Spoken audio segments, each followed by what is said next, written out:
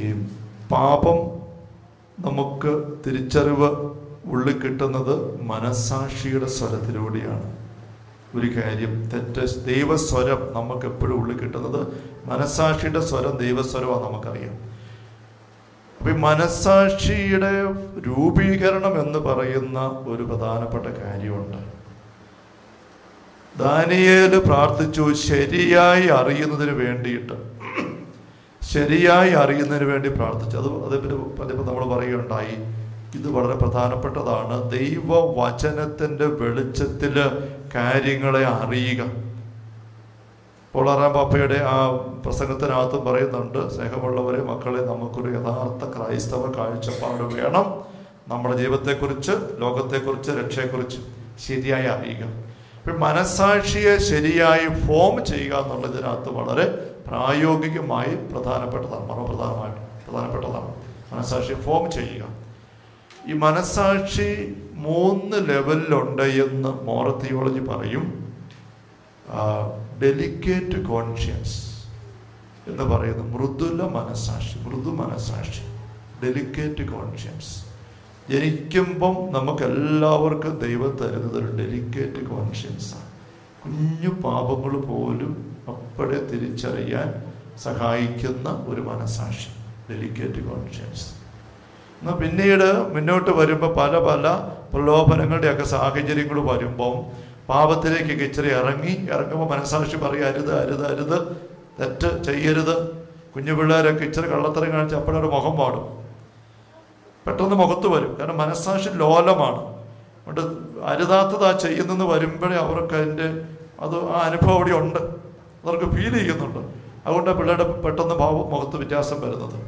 എന്നാൽ മുന്നോട്ട് വരുമ്പോൾ അറിഞ്ഞുകൊണ്ട് എന്തെങ്കിലും ആദ്യം പാപം ചെയ്തു, പിന്നെ അറിഞ്ഞുകൊണ്ട് അത് മൂടി വെച്ചു, പിന്നെ അങ്ങനെ ചെയ്തു.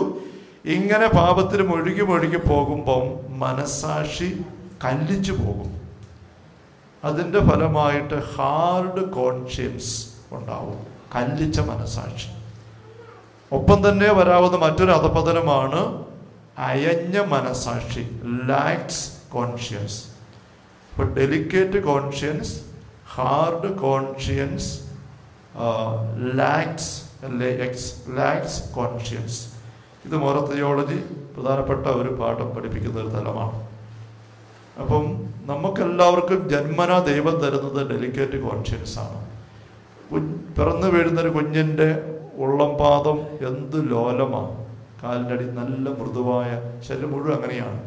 പിന്നീട് നടക്കാനൊക്കെ ആരംഭിച്ച് കഴിയുമ്പോൾ ഈ കാല് ചവിട്ടി നടന്ന് ശരീരത്തിൻ്റെ ഭാരമെല്ലാം വന്ന് ഈ കാലിൻ്റെ അടിയിൽ ഇതിൻ്റെ ഭാരം വന്നിട്ട് കല്ലും മണ്ണും ഒക്കെ ആയിട്ട്, ചെരുപ്പിനുള്ളും ഒക്കെ ആയിട്ട് അത് പതിഞ്ഞ് ഈ ഉള്ളംപാദത്തിനടിയിലെ കോശങ്ങൾ ഇങ്ങനെ ചതഞ്ഞ് അത് ചത്ത് നിർജീവമായി കല്ലിച്ച് ഇരിക്കും. നമ്മൾ പറയുന്നു തഴമ്പ്. ഉപ്പൂറ്റിയിലൊക്കെ തഴമ്പ് നിൽക്കുക. അത് കണ്ടിച്ചാലും ചെത്തിയാലും വേദനയില്ല, ചോരയും വരികയില്ല. ചത്ത കോശങ്ങളാണ്. ഈ ചത്ത കോശങ്ങൾ ഇങ്ങനെ കിടക്കുമ്പോഴാണ് തഴമ്പ് പിടിക്കുന്നത്. അതിന് ഈ സെൻസിറ്റിവിറ്റി ഇല്ല, സ്പർശനശേഷിയില്ല. ഇതുപോലെ മനസ്സാക്ഷി പാപവുമായിട്ട് ഇങ്ങനെ പതിഞ്ഞ് പാപത്തിൽ ഇറങ്ങി വരും. മനസ്സാക്ഷി ഇങ്ങനെ അതിൻ്റെ കോശങ്ങൾ ചത്ത് കെട്ട് കല്ലിച്ച് ഒന്ന് ഏശിയല്ലെന്നാകും. ഇതാണ് ഹാർഡ് കോൺഷ്യൻസ്. അപ്പോൾ ക്രൂരമായിട്ട് ഏതും ചെയ്യാൻ ഒരു മനസ്സാക്ഷി കഴിയില്ല. ഈ കൊട്ടേഷൻ സംഘങ്ങളിലൊക്കെ പെട്ടുപോകുന്ന സഹോദരങ്ങളുടെ മനസ്സാക്ഷി ഹാർഡ് കോൺഷ്യൻസാണ്. വെറുതെ വാളും വടിവാളും എല്ലാമായിട്ട് ചെന്ന് ഒരു പരിചയവും ഇല്ല, ഒരു ശത്രുതയില്ലാത്ത ആളിനെ ഒരു കാണിച്ചു കൊടുക്കുന്നു, പിടിച്ചു നിർത്തിയിട്ട് എത്ര പ്രാവശ്യം വെട്ടണം, എവിടെ വെട്ടണം, ഇല്ലേ, അരയ്ക്ക് താഴെ തന്നെ വേണം വെട്ടാൻ. അവർക്ക് കാല് മുഴുവൻ വെട്ടി ഇങ്ങനെയൊക്കെ, എന്നിട്ട് പൈസയും മേടിച്ചോണ്ട് പോകുന്നു. ഇത് ഹാർഡ് കോൺഷ്യൻസ് ആണ്. ഒരു മനസ്സാക്ഷിക്കടിയിൽ. അതിന് മറുവശം അയഞ്ഞ മനസ്സാക്ഷി എന്ന് വെച്ചാൽ ചെയ്യുമ്പോൾ മനസ്സാക്ഷിക്കടി സാരമില്ല, അത് സാരമില്ലത്, ഇങ്ങനെ സാരമില്ല എന്ന് വെച്ചാൽ അത് ചെയ്തു, ഇത് ചെയ്തു, മറ്റേ ചെയ്തു. മനസ്സാക്ഷി പറഞ്ഞു തെറ്റ് തിരുത്തൽ, അരുതരുത്, പക്ഷെ ആ സാരമില്ല. അങ്ങനെ പോയി ഇതൊക്കെ എല്ലാവരും ചെയ്യുന്നതല്ലേ, കുറേയൊക്കെ കുഴപ്പമൊന്നുമില്ല. ഇങ്ങനെ അയഞ്ഞങ്ങ് പോവുകയാണ്. എന്നാ വൃത്തികേട് കാണിച്ചാലും, എന്നാ വൃത്തികേട് കാണിച്ചിട്ട് വന്നാലും സാരമില്ല, ഇങ്ങനെ പോകുന്നൊരവസ്ഥ. ഇത് മറ്റൊരു അപകടാവസ്ഥയാണ്. ഈ രണ്ട് അപകടാവസ്ഥ നമ്മൾ തിരുത്തിയെടുക്കണം. കുറേയൊക്കെ വന്നു പോയിട്ടുണ്ടാവും. ഈ ഹാർഡ് ആകുന്നതിൻ്റെ ഒരു രീതിയാണ് ക്രൂരത. നമ്മൾ കണ്ടു വെട്ടുക, ഈ കൊട്ടേഷൻകാരൊക്കെ ചെയ്യുന്നത്.